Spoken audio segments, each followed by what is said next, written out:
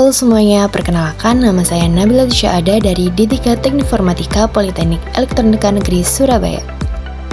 Dalam video ini, saya akan menjelaskan proyek akhir saya yang berjudul Visualisasi Spasial Pemetaan Penyakit Difteri di Kota Surabaya menggunakan OpenMap Data dengan metode algoritma Kamedoids. Nah, kenapa sih topik ini penting? Jadi, difteri adalah penyakit menular berbahaya yang bisa menyebar dengan cepat dan menyebabkan komplikasi serius. Di tahun 2022, jumlah kasus difteri di Kota Surabaya sangatlah meningkat, bahkan sampai terjadi KLB atau kejadian luar biasa di 2 kecamatan.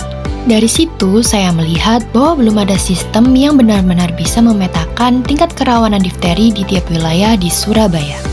Maka, tujuan utama proyek ini adalah untuk membangun sistem visualisasi spasial yang dapat membantu mengenali pola penyebaran difteri dan mendukung pengambilan keputusan secara tepat dan cepat. Sistem ini bekerja dengan mengumpulkan data dari Dinas Kesehatan Kota Surabaya seperti jumlah kasus difteri, kepadatan penduduk, data rumah tidak sehat, dan cakupan imunisasi DPT. Data tersebut kemudian diproses menggunakan algoritma Kamedoids, yaitu metode clustering yang cukup efektif untuk data kecil dan tahan terhadap data pencilan atau outlier. Setelah data dikelompokkan, hasilnya ditampilkan dalam bentuk peta interaktif berbasis website. Sistem ini berhasil mengelompokkan 31 kecamatan di Kota Surabaya ke dalam 3 kategori kerawanan, yakni kerawanan tinggi, kerawanan sedang, dan kerawanan rendah. Dari hasil uji siluet sebesar 0,231 dan nilai varians 0,87, dapat disimpulkan bahwa kualitas klaster cukup baik. Visualisasi peta ini juga memungkinkan pengguna melihat sebaran risiko difteri secara jelas dari tahun ke tahun.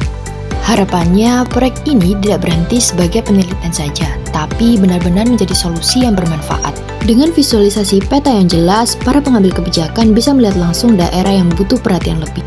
Kedepan, tentu saja masih banyak ruang pengembangan, mulai dari integrasi data langsung dari instansi, hingga fitur notifikasi dini saat resiko meningkat. Demikian yang dapat saya sampaikan. Visualisasi bukan hanya tentang melihat, tetapi memahami risiko dan mengambil keputusan yang lebih cerdas. Terima kasih telah menyaksikan, dan sampai jumpa.